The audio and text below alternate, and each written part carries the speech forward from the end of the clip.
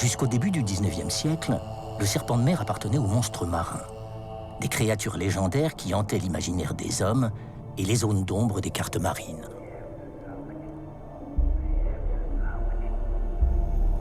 Son aspect étonnant, sa taille, sa rareté et ses couleurs ont suscité chez les marins et les pêcheurs des histoires et superstitions. On l'aurait vu s'attaquer aux navires. On l'affublait même de redoutables dents qui le faisaient ressembler à un reptile marin.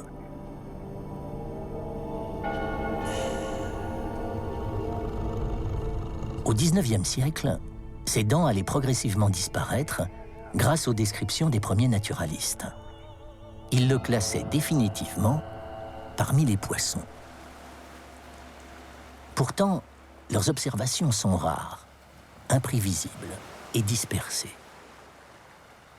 Depuis 2 siècles, on recense moins de 250 échouages de régalèques agonisants, morts ou atrophiés sur les côtes tempérées du monde entier.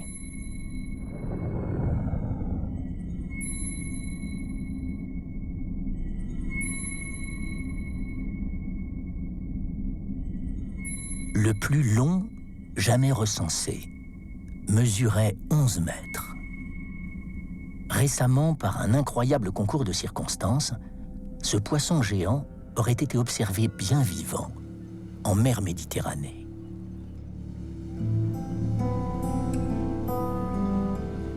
Au sud de la France, l'insouciante Côte d'Azur, ses yachts, ses citadelles et ses plages de sable fin. Plus de 12 millions de baigneurs goûtent chaque année au plaisir des eaux chaudes de sa mince frange littorale. Mais qui pourrait croire que la mise en place d'un étrange dispositif scientifique au large de ces plages ferait ressurgir des monstres marins?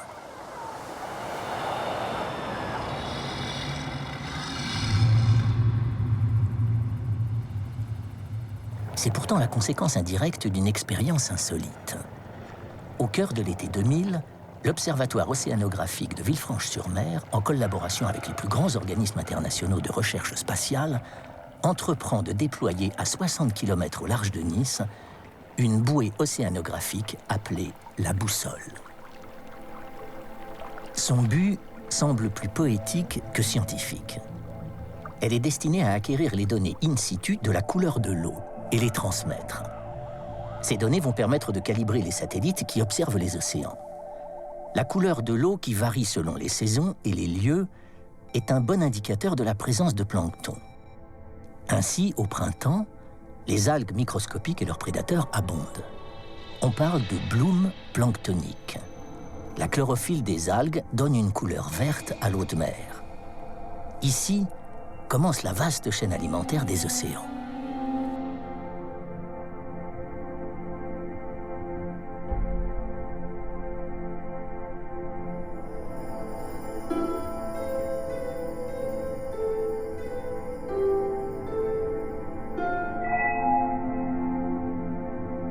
Pour connaître l'évolution de la Méditerranée, les observations de la bouée, la boussole, doivent être continues, sur plusieurs années.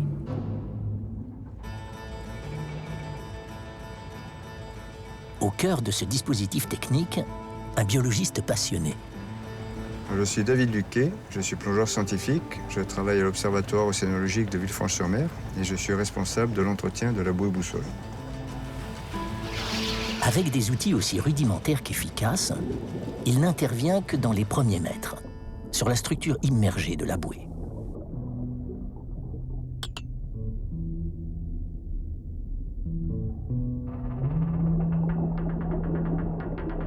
Au-delà, il passe le relais à d'autres spécialistes des travaux sous-marins. Pour être au cœur de la production de plancton, les scientifiques ont décidé d'arrimer la bouée au milieu d'un courant giratoire appelé courant liguro-provençal. Problème, à cet endroit, la profondeur atteint 2500 mètres. Un lourd mouillage, surmonté de 2,5 km de câbles en Kevlar, doit donc être déposé.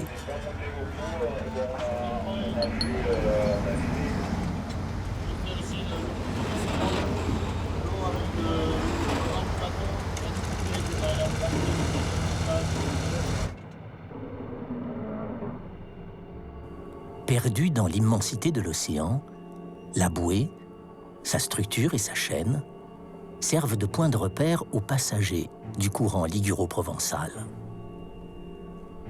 Les roufs des épaves, les cérioles,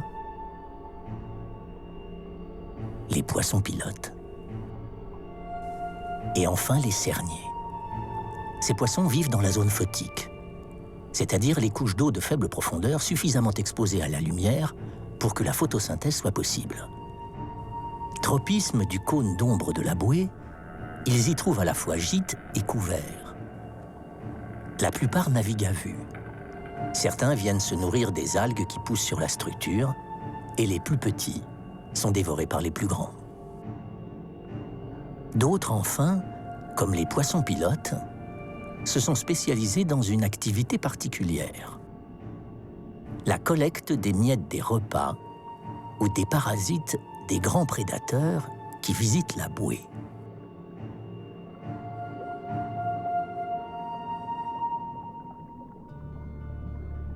Y compris le plus redouté.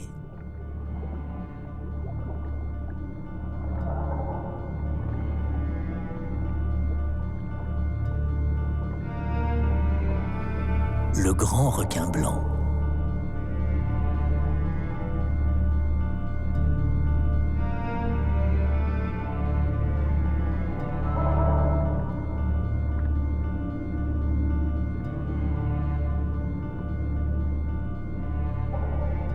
Le squale a été observé uniquement au printemps, près de la surface, décrivant des vastes cercles concentriques autour de la boussole.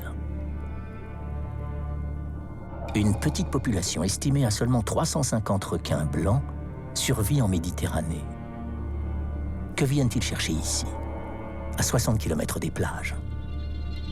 Certainement d'autres visiteurs de la bouée, comme les thons.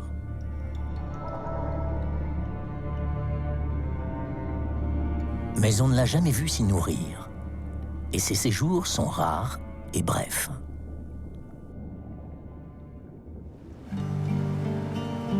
Chaque mois, David s'attend à des rencontres imprévues quand il vient entretenir la bouée.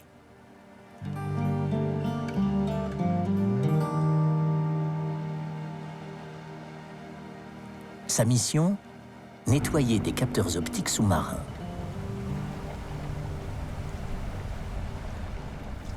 Le matériel est toujours aussi rudimentaire, mais efficace. Solidement arrimé au plongeur pour ne pas tomber 2500 mètres plus bas.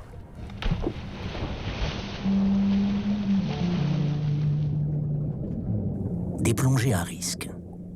David est seul, au-dessus du Grand Bleu, sans protection.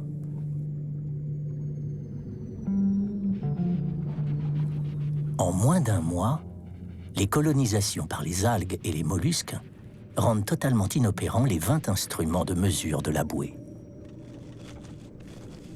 À chaque capteur, sa brosse.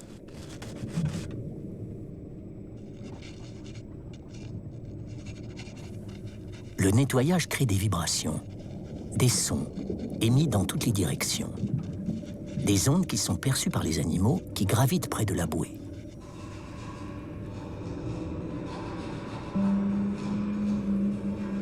Elles attisent leur curiosité. Or, ces sons se propagent le long de la chaîne, jusque dans les profondeurs. Les poissons ne connaissent pas l'homme, donc ils ne le craignent pas. Leur curiosité est réciproque.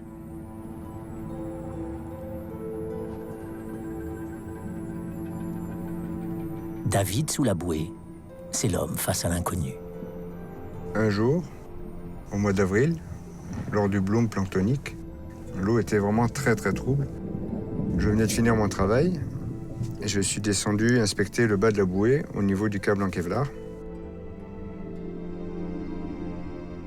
Et là, j'ai vu un très long ruban argenté qui remontait des profondeurs.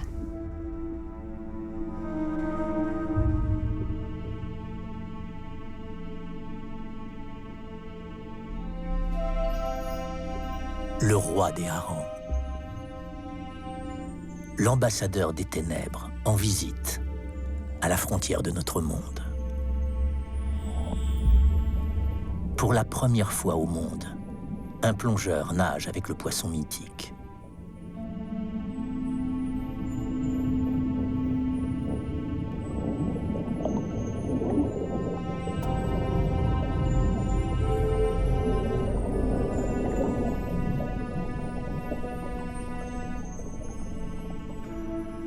David découvre qu'il nage verticalement et non horizontalement, comme les serpents de mer des gravures anciennes.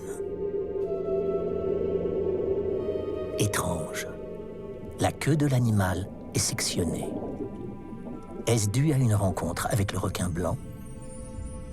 Pour y répondre, il faut pouvoir observer de près les marques de morsure. Malheureusement, les bulles de David semblent effrayer l'animal.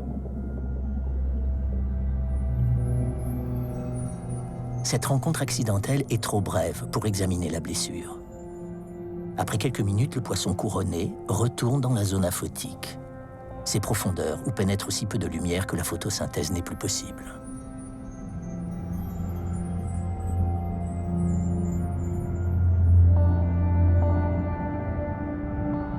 Pour anticiper d'autres rencontres, il faut déjà comprendre comment le régalec parvient à détecter la bouée dans la pénombre et l'immensité du courant liguro-provençal.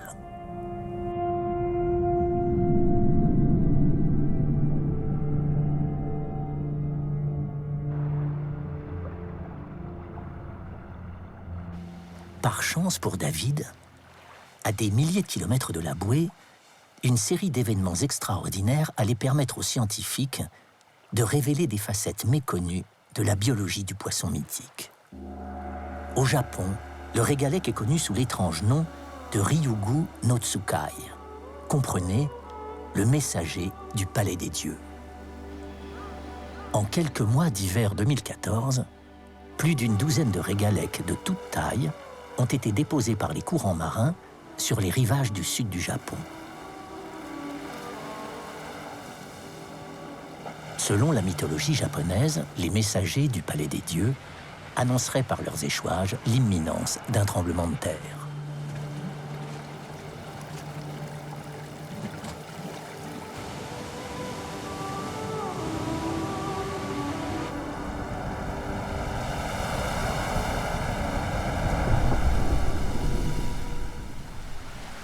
Ces apparitions impromptues n'ont jamais pu être corrélées avec l'activité sismique de la région, mais ont offert au docteur Tyson Roberts, le spécialiste mondial du régalec, une opportunité inespérée pour mener une étude systématique sur des animaux frais.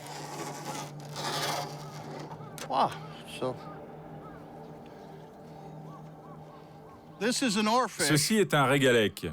Il mesure 8 mètres. C'est le plus long poisson osseux du monde, avec peut-être le plus petit cerveau du monde relativement à sa taille. Pour le prouver, il va utiliser les derniers cris de la technologie dans une clinique vétérinaire. Les Japonais ont mis à sa disposition un appareil d'imagerie par résonance magnétique, ou IRM, qui permet d'obtenir des images en 2 ou 3 dimensions d'un corps vivant. Appliqué sur une tête de régalec, l'IRM vétérinaire conçu pour des petits animaux permet de réaliser des images plus fines qu'avec un IRM humain. Indispensable pour isoler le cerveau du régalec et ses ramifications. J'aimerais en apprendre davantage sur son cerveau et son système endocrinien, c'est-à-dire comme chez l'homme, toutes les glandes qui sécrètent des hormones dans le système circulatoire. Pour la première fois au monde, nous allons tenter une description exhaustive de l'anatomie du régalec. Les images en IRM confirment l'hypothèse initiale. Ce cerveau ne mesure environ que 2 cm, c'est-à-dire la moitié de la taille de son œil. Un petit poids dans la tête. Voici la taille du cerveau d'un régalec. Paradoxalement, il contrôle la plus longue moelle épinière et le plus long tube digestif connu chez un poisson. Mieux, les rayons X d'un scanner du vétérinaire vont permettre de pénétrer dans les dédales des structures osseuses du crâne du régalec et de résoudre une énigme tenace. Comment le régalec se repère-t-il dans le noir des abysses? La plupart des poissons utilisent parfois la vue, un peu les sons, mais surtout les odeurs.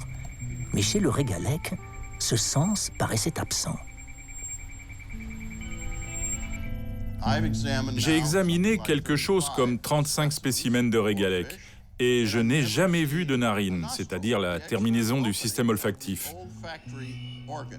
Personne n'a jamais évoqué l'existence de narines ou d'organes olfactifs chez le régalèque. Mais avec ce grand spécimen, j'ai trouvé les narines. Elles ne sont ni à l'extérieur, ni sur le côté de la tête. Elles sont à la pointe de son museau, dans la cavité buccale, et peuvent s'ouvrir sur leur partie antérieure. Ces narines sont donc situées à l'intérieur de sa gueule. Aussi, pour repérer des odeurs dans la pénombre, le régalèque doit garder ses mâchoires entr'ouvertes et pomper l'eau en permanence. En fait, il est probable que ces deux organes olfactifs, ces petites fentes coniques, puissent se fermer. Si bien qu'en les ouvrant et les fermant, l'animal obtienne une indication sur l'origine des odeurs. La conséquence est surprenante. Le régalèque est capable de remonter la piste des odeurs dans l'immensité de l'océan simplement en effectuant des pirouettes. Si vous sentez une effluve, mais vous ne savez pas d'où elle vient, vous faites face à une direction donnée. Si cette effluve est légère, vous fermez vos narines et vous faites face à une autre direction. Vous ouvrez ensuite vos narines et vous tournez votre tête. Si l'odeur est plus forte, vous êtes sur la bonne voie. Vous remontez ainsi la piste des odeurs en ouvrant et fermant vos narines. C'est une véritable partie de Colin-Maillard sous-marine. Quand ses yeux ne voient qu'un bleu infini, le régalèque et son petit cerveau peuvent localiser, rejoindre et rester autour de la boussole grâce à une effluve. Serait-ce l'odeur de la bouée? Celle d'une source de nourriture? Ou d'un tout autre parfum émis par une créature des profondeurs?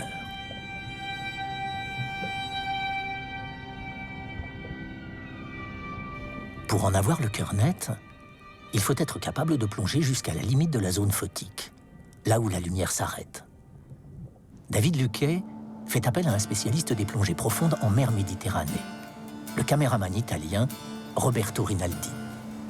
J'ai vraiment envie de rencontrer les régalèques. Mais dès qu'on est parti, en fait, je commençais à me sentir un peu perdu dans l'immensité de la mer. On va être des petits points minuscules dans le bleu. Et ça sera vraiment difficile de rencontrer ces poissons. Pour le débusquer et l'approcher, il envisage d'utiliser un appareil respiratoire qui allie performance et discrétion, le recycleur. Aujourd'hui, grâce au recycleur, on peut plonger profond et longtemps. On va récupérer les mélanges gazeux qu'on respire.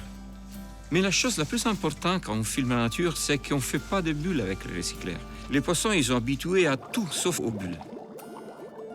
Avec le recycleur, on a beaucoup plus de temps et de chances pour approcher les régalèques.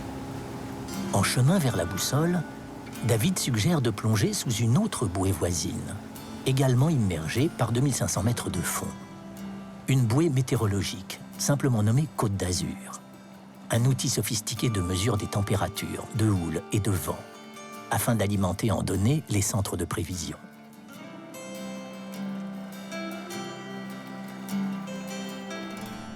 Sous ces jupes métalliques, cette bâtisse gémissante semble attirer davantage les poissons du large que la boussole. Ces grincements portent à plusieurs centaines de mètres dans toutes les directions.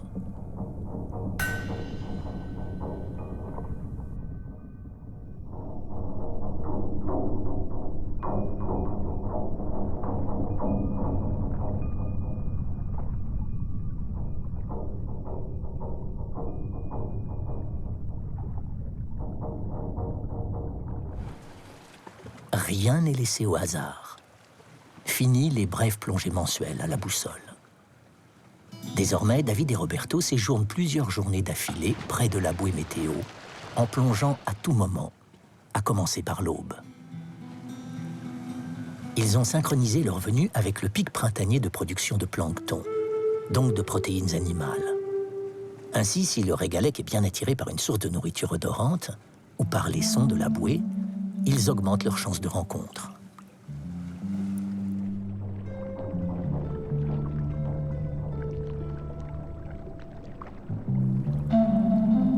En surface, des vélèles. Ce ne sont pas des méduses, mais des colonies de polypes qui dérivent au gré des vents et des courants.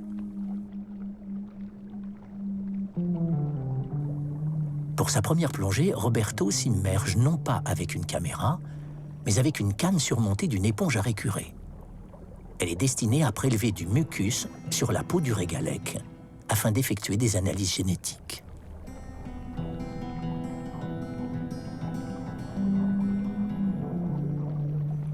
David dans les premiers mètres avec sa bouteille d'air, Roberto en profondeur, en recycleur. Ainsi s'organise la quête méthodique du serpent argenté.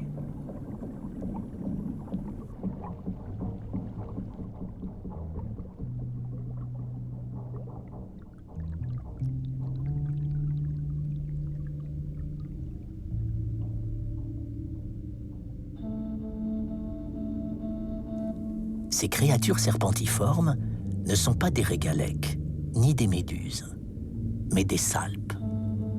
Des animaux filtreurs de bactéries et de phytoplancton qui développent leur chaîne de semblables par reproduction hermaphrodite.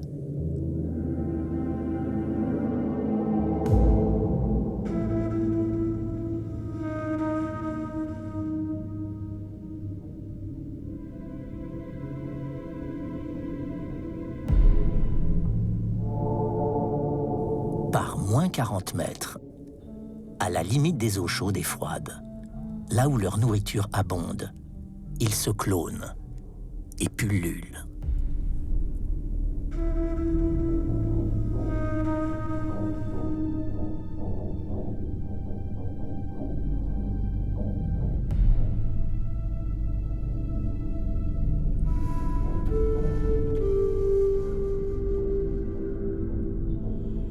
C'est dans cette soupe organique que Roberto a fait la rencontre de tous les records.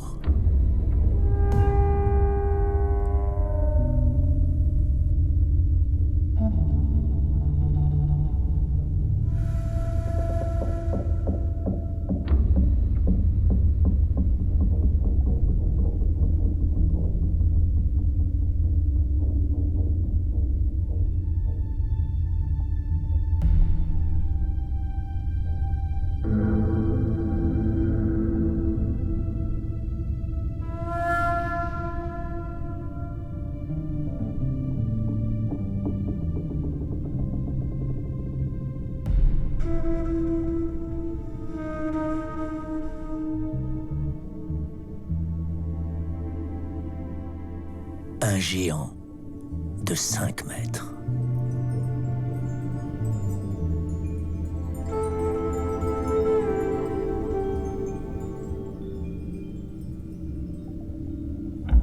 Le plus grand régalec jamais observé vivant dans son environnement.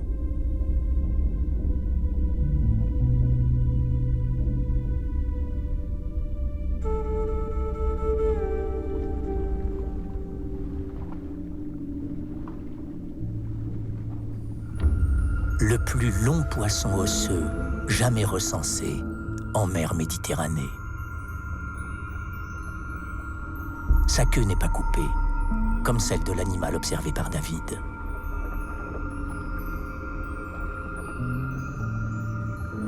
Une chance inespérée à saisir pour le connaître avant qu'il ne reparte.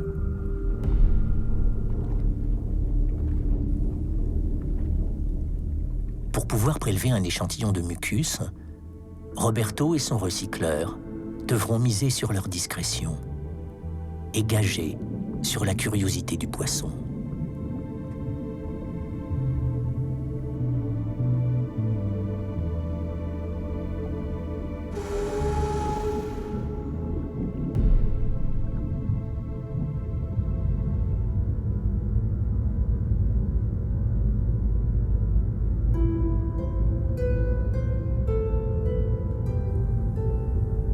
Curiosité du poisson pour l'homme et pour la bouée.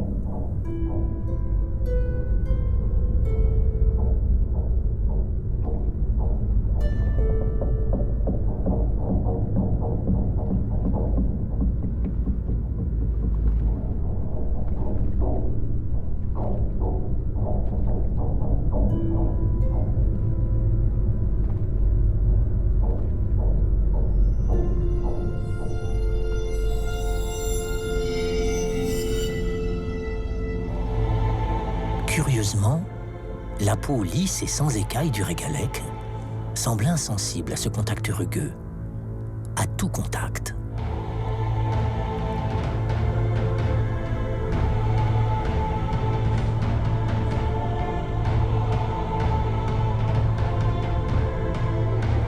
Mais quand sa curiosité est rassasiée, le géant repart dans les profondeurs.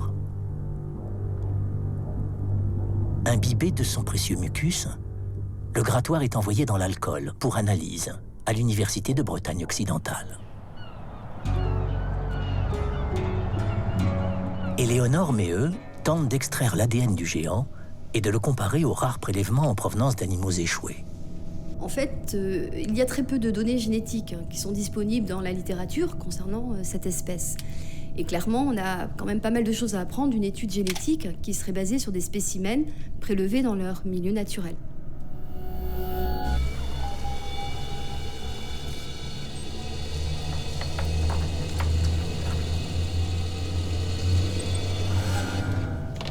Après pas mal de mises au point techniques, on a pu extraire de l'ADN des échantillons de mucus que l'on a analysés. Donc on a trouvé 10% de variation entre les différents individus de la même espèce. C'est extrêmement fort pour la séquence ADN que l'on détermine. En fait, il semble qu'il y aurait 2 groupes de régalèques et il se trouve que notre échantillon est proche d'un des 2 groupes. Ces données semblent conformes aux thèses du Dr Tyson Roberts, qui soutient qu'il n'y a pas une, mais 2 espèces de régalèques. En Méditerranée, le régalèque appartiendrait à l'espèce Regalecus glesnei, présente dans les eaux tempérées du monde entier. Dans les eaux chaudes de l'océan Pacifique, c'est l'espèce Regalecus russellai qui dominerait. Les différences morphologiques entre les 2 rois des harengs sont subtiles. Sur sa couronne, Glesnei possède entre 4 et 7 crêtes de plus que russellai. Le laboratoire breton s'intéresse moins à ces débats morphologiques qu'à une question plus pressante. De quoi se nourrit le régalèque en mer Méditerranée? On est en fait parti sur des études lipidiques. À défaut de pouvoir étudier le contenu de l'estomac d'un prédateur, on s'attache à étudier ce qu'on appelle les lipides de réserve, qui en fait portent en elles la trace des lipides des proies. Malheureusement, les études que l'on a effectuées sur le mucus ne nous ont pas donné de résultats réellement satisfaisants. Idéalement, ce dont on aurait besoin, c'est de travailler sur des vrais tissus de régalèque. Une mission qui semble impossible.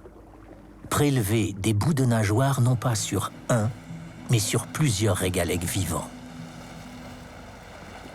Autre difficulté, même au pic du bloom planctonique, les rencontres restent aléatoires. Quand la météo le permet, les plongeurs effectuent plusieurs plongées par jour sur l'une ou l'autre des bouées, à différentes saisons. Les statistiques de David sont éloquentes. Sur plus de 120 plongées à la boussole, il n'a vu que 2 fois un régalèque.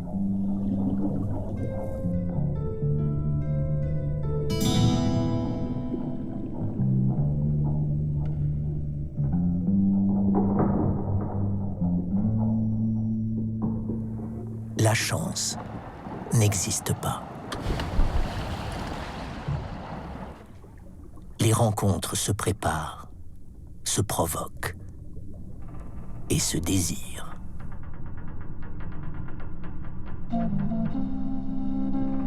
Un régalèque a répondu à l'appel de la bouée.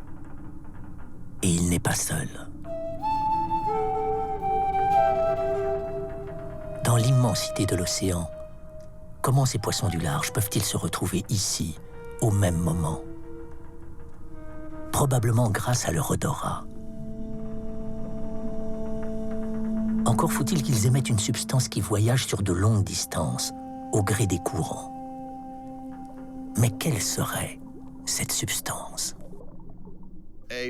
Une phéromone, c'est-à-dire un produit chimique produit par un régalèque pour attirer un autre régalèque. Ainsi, le régalèque est capable d'envoyer un message codé, uniquement détectable par d'autres régalèques sur de très longues distances. Et quand ils sont proches, les régalèques communiqueraient par le langage du corps.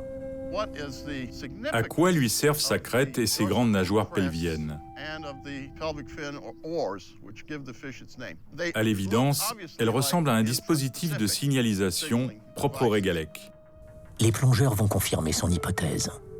Pour être vu par ses congénères, le poisson à la peau miroir adopte une posture étonnante. La croix.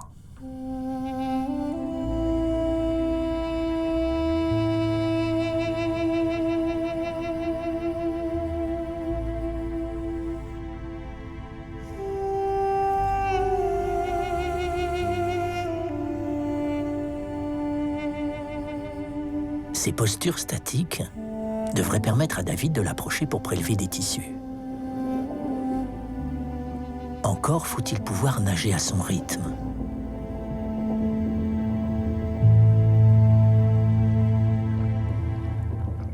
Et le contraindre à rester près de la surface.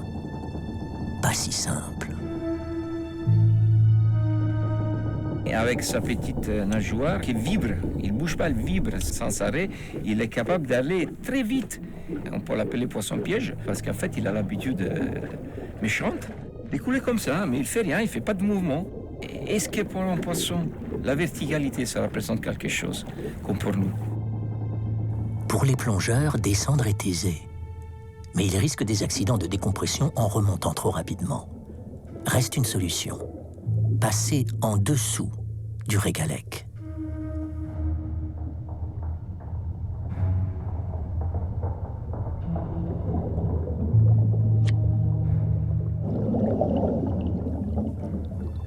Au fil des mois, David et Roberto multiplient les plongées et les prélèvements de nageoires.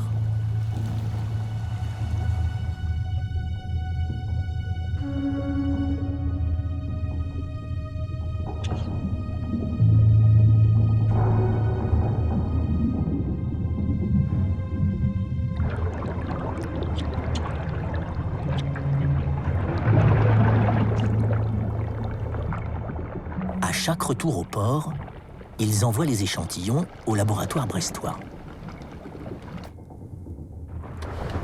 Or, à l'image du premier régalec rencontré par David, la plupart présentent un corps tronqué. Le requin blanc figure naturellement parmi la liste des suspects. Cette fois, les plongeurs ont eu l'occasion d'observer en détail de multiples cicatrices.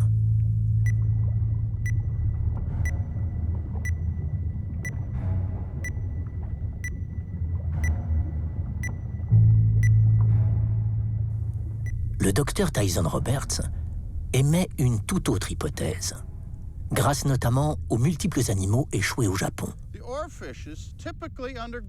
Les régalecs effectuent fréquemment une série d'autotomies. Qu'est-ce que ça veut dire? Ça signifie que les régalecs s'amputent eux-mêmes. C'est comme un lézard quand il se coupe la queue, à la différence près qu'un lézard ne se coupe la queue qu'à un endroit. Le régalec, lui, peut se couper la partie postérieure à l'anus à répétition, à commencer par la nageoire caudale et progressivement se couper des morceaux supplémentaires, des longs, des courts, de toutes les tailles. Et il peut faire ça d'un coup, jusqu'à l'anus qui est ici. Et on peut trouver des régalecs où il ne reste que ça. À la différence du lézard, le régalec n'abandonnerait pas sa queue pour échapper à un prédateur, mais pour d'autres raisons étonnantes. L'autotomie, la sévérité de l'autotomie, le nombre de fois qu'elle est pratiquée, dépend vraiment d'un individu à l'autre. C'est une question d'économie d'énergie. Le régalec décide cette métamorphose vers un corps où il ne conserve que ses gonades et ses organes vitaux. Mais c'est très rare chez les poissons. En fait, à ce jour, c'est le seul poisson connu qui pratique ça. Pour pouvoir prouver cette hypothèse révolutionnaire, il faudrait observer cette mutilation volontaire, ou retrouver des morceaux de corps de régalec au fond des océans. Autant chercher des arêtes dans la vase des abysses. Mais près du village de Macerata, sur la côte est de l'Italie, la chance a souri à un géologue. Dans une carrière abandonnée, le professeur Patrizio Bronzi vient d'excaver un curieux fossile déposé au fond de la mer Adriatique il y a environ 2 millions d'années, puis remonté par un plissement de terrain. Ça, c'est l'unique exemplaire connu au monde de régalèque fossile. Il s'agit de la partie postérieure du corps. Elle est repliée sur elle-même, mais nous pouvons l'ouvrir. Le principe de l'autotomie a donc été gravé dans d'anciens sédiments marins pour l'éternité. D'autres indices, notamment de son comportement alimentaire, pourraient être apportés par les études lipidiques grâce aux nageoires collectées par David et Roberto. Encore faut-il identifier maintenant les proies du régalèque et donc leur signature lipidique.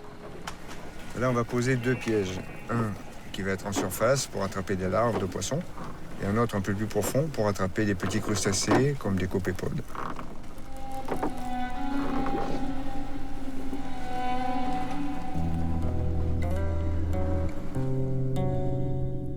Comme un phare sous-marin, la lumière du piège pique la curiosité du petit peuple des ténèbres.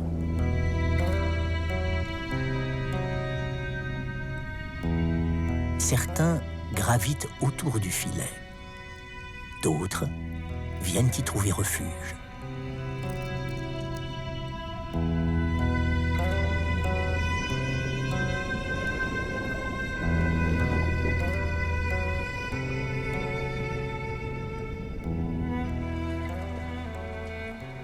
De jour, les pêches sont maigres.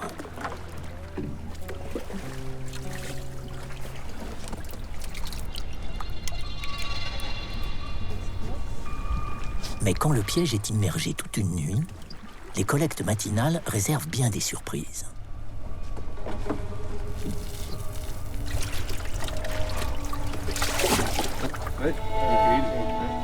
Ces petites crevettes ne sont autres que du krill. Cette espèce, présente en abondance dans le nord de l'Atlantique, ferait briller ses organes bioluminescents dans la zone aphotique de Méditerranée. Mieux, après analyse des échantillons à l'Université de Bretagne occidentale, la signature lipidique de ce krill se retrouve dans la chair du régalèque. Or, la nuit, le krill effectue des migrations verticales pour s'approcher de la surface et s'y nourrir en plancton. Ainsi, il évite les chasseurs diurnes, comme la plupart des poissons qui gravitent autour des bouées.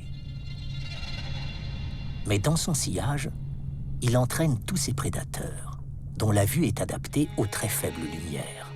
Parmi eux, les régalèques. Pour tenter d'observer leur festin, les aquanautes doivent oser des plongées de nuit. Au large, en recycleur, sans aucun repère, et au-dessus de 2500 mètres d'apesanteur. Il faut vraiment être attentif, on est dans le noir complet et on n'a pas de possibilité de s'orienter.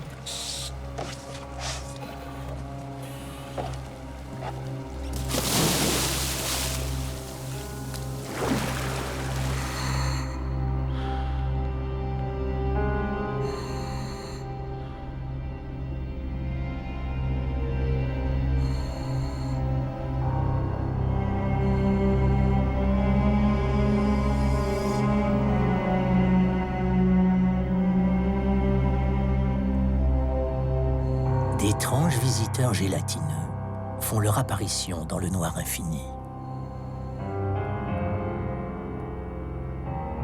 Tel un superorganisme, ces aliens des profondeurs remontent ensemble, chaque nuit, pour un festin hors norme.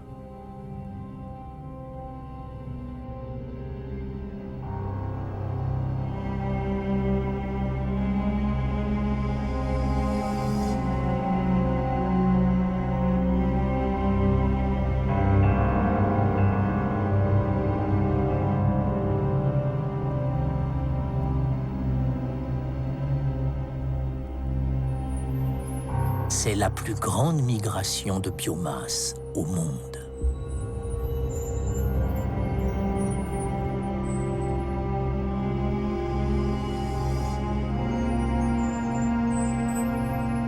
Dans leur piège urticant, du krill, signe prometteur.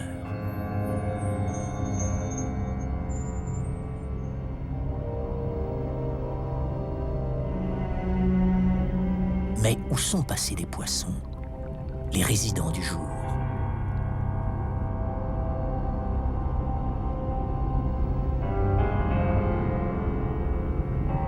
Ils semblent craindre de grands prédateurs invisibles.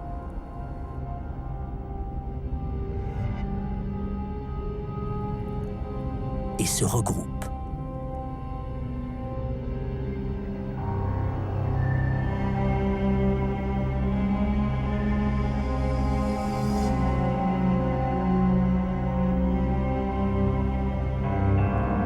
Idem, face aux menaces fantômes, David et Roberto se rapprochent pour mieux surveiller dans toutes les directions.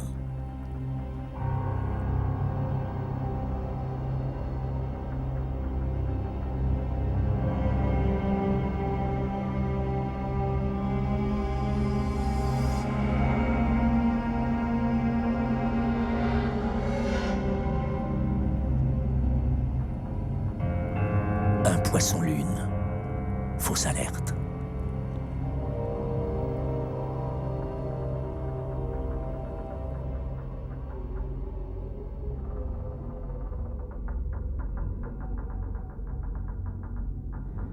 Plonger la nuit au large, c'est comme un voleur qui rentre dans un magasin de jouets. Avec les faisceaux de lumière, on va révéler des couleurs magnifiques, des couleurs étonnantes qu'on ne voit pas le jour. On sait qu'il y en a beaucoup de jouets partout. On ne voit très peu, mais c'est suffisant pour être émerveillé par ce qu'on voit.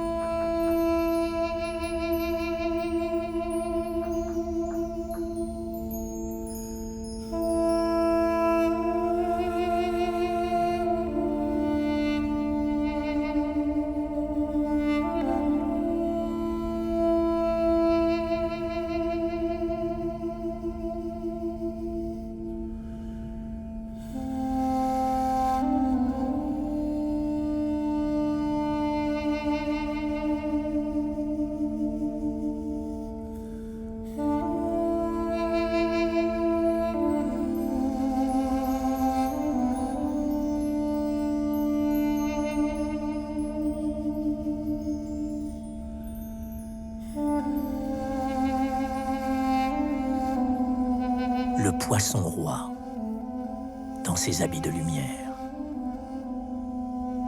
Seuls les éclairages sous-marins révèlent ses couleurs exubérantes et sa peau miroir. À quoi lui servent-elles dans le noir absolu? À refléter les lumières du krill pour mieux s'immiscer parmi ses proies? Mystère. Une énigme d'autant plus insoluble que le poisson ignore le krill. Pourtant, il détend sa bouche, comme pour attraper des proies invisibles. Les éclairages perturberaient donc son festin? À y regarder de plus près, de minuscules visiteurs semblent aller et venir à leur gré dans la gueule du régalec. Des parasites. Ceux-ci sont des parasites externes qui ne séjournent pas en permanence dans le corps du régalec. Les parasites internes, eux, permettent de placer le régalec dans la chaîne alimentaire, en particulier de connaître ses prédateurs. C'est du moins l'avis de doctorantes américaines, spécialisées dans l'étude des parasites de poissons. À l'université de Santa Barbara, en Californie, ce sont des contenus stomacaux de régalecs échoués qui ont permis à Sarah Weinstein et Anna Garcia de faire d'étonnantes découvertes. Les parasites offrent un bel aperçu de la vie du régalec, des informations qu'on ne pourrait pas avoir autrement, car ces parasites ont des cycles complexes en grandissant à travers plusieurs hôtes. Par exemple, on a trouvé au moins 3 espèces de nématodes. Ça, c'est vraiment intéressant, car l'une d'entre elles ressemble beaucoup à une espèce qui utilise les mammifères marins comme leur dernier hôte. Après analyse approfondie, l'université de Santa Barbara a confirmé que la présence de nématodes juvéniles dans les viscères de régalec apporterait la preuve que ce poisson est la proie de prédateurs des profondeurs, comme les cachalots. En effet, ces grands cétacés sont connus pour être les hôtes de la même espèce de nématodes au stade adulte.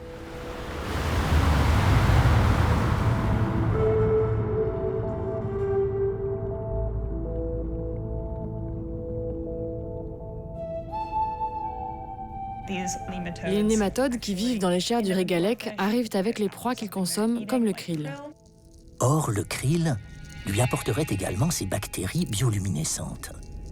Mais à ce jour, aucun organe bioluminescent n'a été trouvé sur le régalec, faute de rencontres avec des spécimens vivants.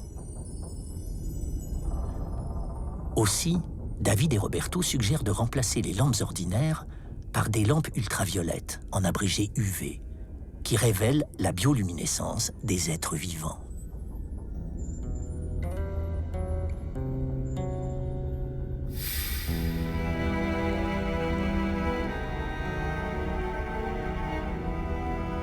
Notamment les leurres lumineux des mangeurs de krill.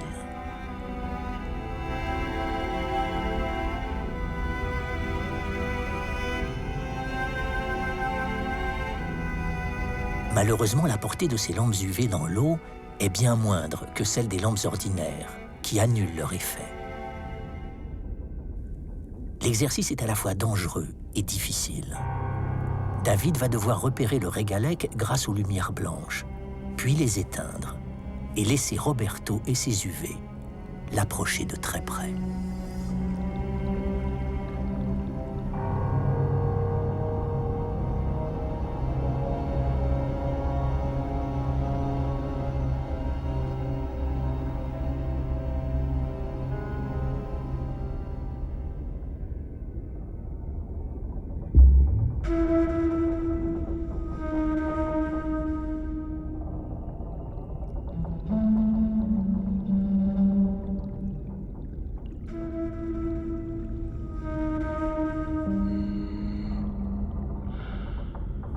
Paris osé.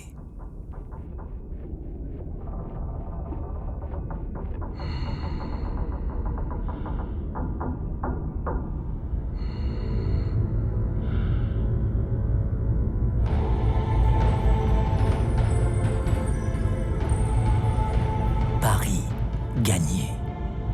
Les lampes UV révèlent deux organes bioluminescents sur le crâne du régalec, l'un sur le front, l'autre sous le menton. Tels des pièges lumineux miniatures, ces organes permettent au régalec de leurrer ses proies. Sa beauté peut aussi être fatale pour les plongeurs. À un moment donné, je me suis rendu compte que sa crête montait vers le haut. C'est comme ça que j'ai réalisé qu'on était en train de descendre à toute vitesse.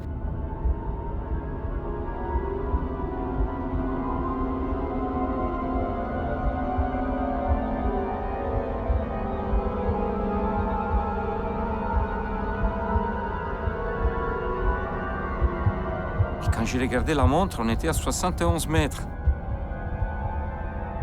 En fait, c'était une piège. Ce petit poisson, il m'a amené chez lui, dans son abysse.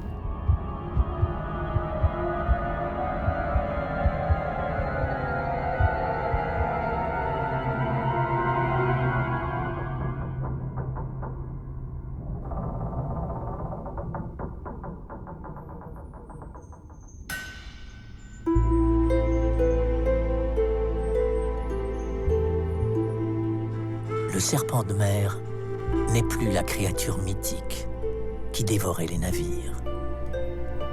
Seule son envoûtante beauté peut être fatale.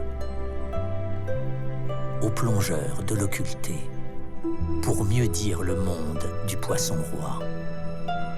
Un animal rare, inoffensif et féerique.